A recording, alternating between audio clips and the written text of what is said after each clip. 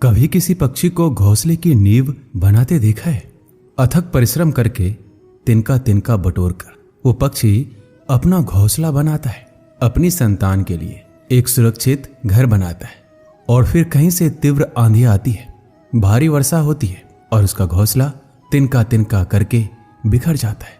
फिर वही पक्षी रोता नहीं, ना ही विलाप करता है, तो बिना विलंब करे फिर से अपना घोंसला बनाना प्रारंभ कर देता है और घोंसला बनाने में सफलता पाता है।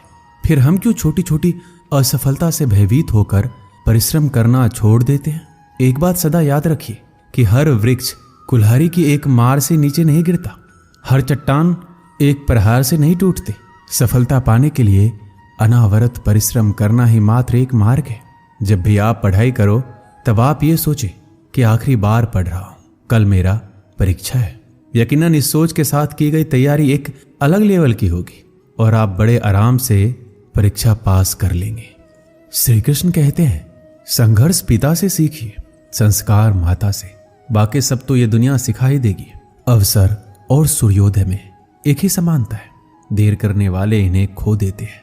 किसी के बुरे वक्त में उसका हाथ पकड़ो, सहारा दो और उसे हिम्मत दो, क्योंकि बुरा वक्त तो थोड़े समय में चला जाएगा, लेकिन वो आपको दुआ जिंदगी भर देता रहेगा। जब समझ ना आए कि क्या करो तो कुछ देर ठहर जाना खुद के लिए, खुद के ही साथ अकेले में। इतनी देर भी मत करना अपने सपने को हकीकत बनाने में कि समय के साथ साथ उम्र भी निकल जाए और सपना सपना ही बनकर रह जाए। यदि कड़ी मेहनत आपका हथियार है तो सफलता आपकी गुलाम हो जाएगी। अगर बुरी आदत समय पर ना बदली जाए तो बुरी आदत समय बदल देती है। हमारी सबसे बड़ी कमजोरी हार मानने में है। सफल होने का सबसे निश्चित तरीका हमेशा एक बार और प्रयास करना है।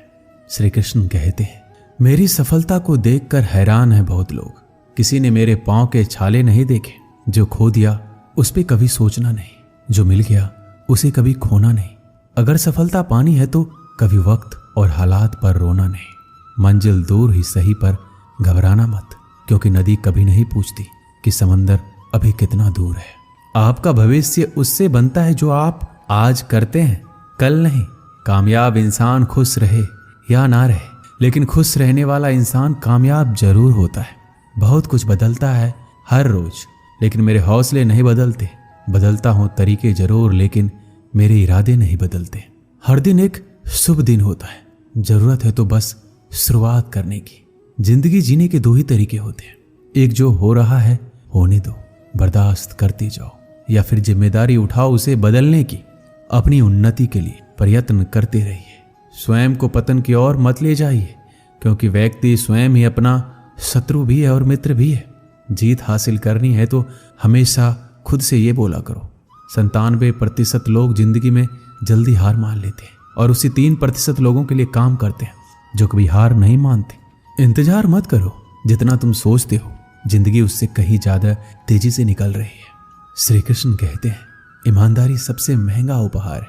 सस्ते लोगों से उसकी उम्मीद रखना बेकार है। किसने कहा तू अकेला है?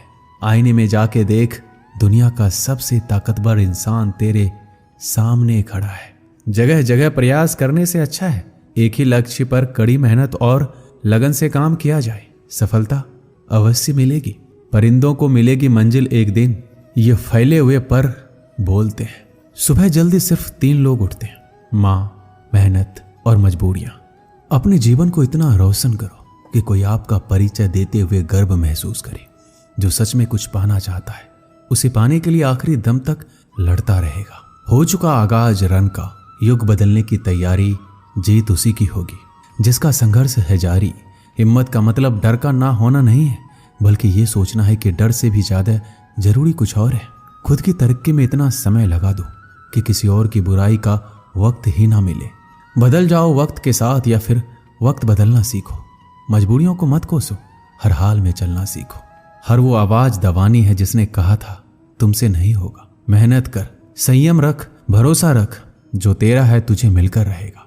अगर आपकी आय का साधन केवल उसकी सैलरी है तो आप गरीबी से केवल एक कदम आगे हैं। खुद के सपनों के पीछे इतना भागो कि एक दिन तुम्हें पाना लोगों के लिए सपना बन जाए। आप सफलता तब तक नहीं प्राप्त कर सकते जब तक आप में असफल होने का साहस ना हो। श्री कृष्ण कहते हैं, मोती कभी किनारे पे खुद नहीं आते, उन्हें पाने के लिए समंदर में उतरना ही पड़ता है। अगर आप कुछ ऐसा पाना चाहते हैं जो आपने पहले कभी नहीं पाया, तो आपको कुछ ऐसा करना पड़ेगा जो आपने पहले कभी नहीं किया। नींद से इतना भी प्यार ना करो कि मंजिल भी ख्वाब बन जाए। अगर आप सकारात्मक बोलोगे तो आपको सब सकारात्मक ही दिखेगा। अपने दिमाग को हर स्थिति में अच्छा देखने के लिए ही प्रशिक्षित करें। अगर आप बुरी स्थिति में भी अपने आप को सकारात्मक रखते हैं तो ये आपकी जीत है। अगर आपने ये मन में ठान लिया कि आप कर सकते हैं तो इसी में आपकी आधी जीत हो जाती है। जीवन में हमेशा मुस्कुराने की वजह नहीं मिलती, लेकिन आपकी मुस्कान दूसरों के मुस्कुराने की वजह जरूर होती है। बेशक हर दिन अच्छा नहीं होता, लेकिन हर दिन कुछ ना कुछ अच्छा जरूर होता है। आपकी जिंदगी चाहे कितनी भी बुरी क्यों ना गुजर रही हो, आपको हर रोज सुबह धन्यवाद करना चाहिए कि आपके पास जिंदगी है।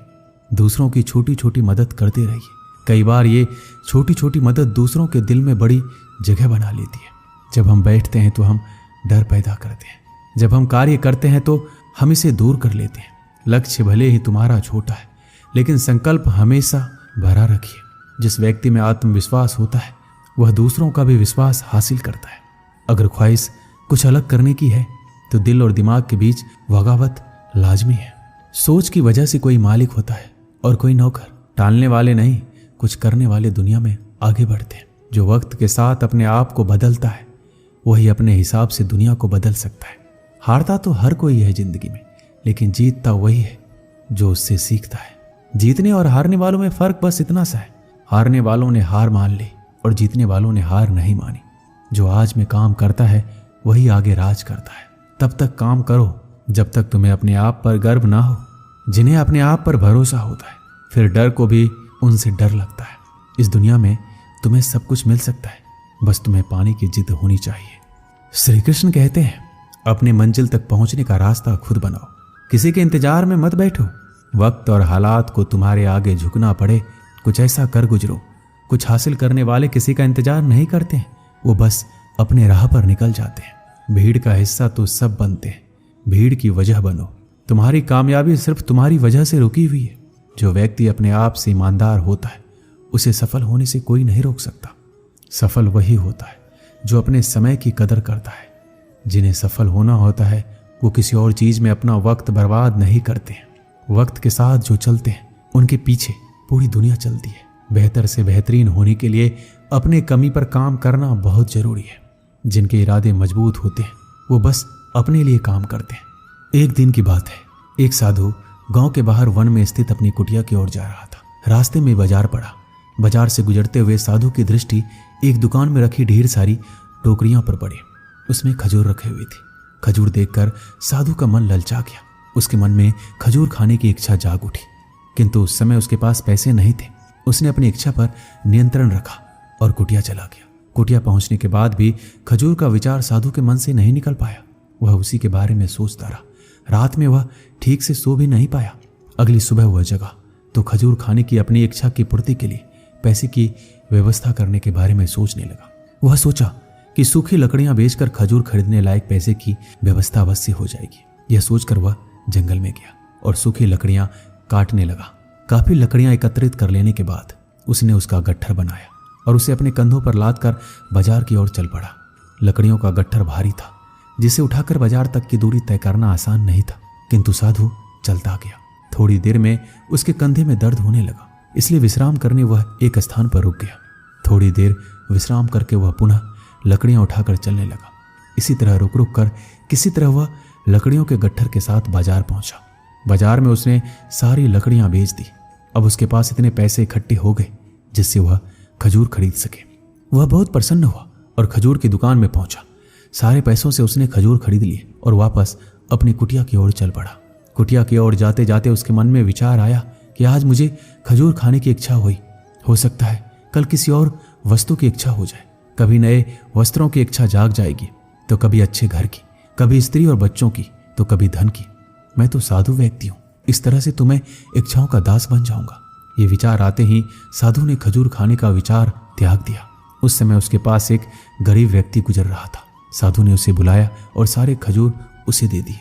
इस तरह उसने स्वयं को इच्छाओं का दास बनने से बचा लिया। इस कहानी से हमें यही सीख मिलती है, यदि हम अपनी हर इच्छाओं के आगे हार जाएंगे तो सदा के लिए अपनी इच्छाओं के दास बन जाएंगे। मन चंचल होता है, उसमें रह रहकर इच्छाएं उत्पन्न होती है, जो उचित भी हो सकती है और अनुचित भी। ऐसे में इच्छाओं पर नियंत्रण रखना आवश्यक है। सोच विचार कर इच्छाओं के आकलन के उपरांत ही उनकी पूर्ति के लिए कदम बढ़ाना चाहिए, तभी जीवन में सफलता प्राप्त होगी। हमें इच्छाओं का दास नहीं बनना है, बल्कि इच्छाओं को अपना दास बनाना है। दोस्तों, इस वीडियो में बस इतना ही। मिलते हैं अगले वीडियो में। अपना ख्याल रखिएगा। जय श्री कृष्ण।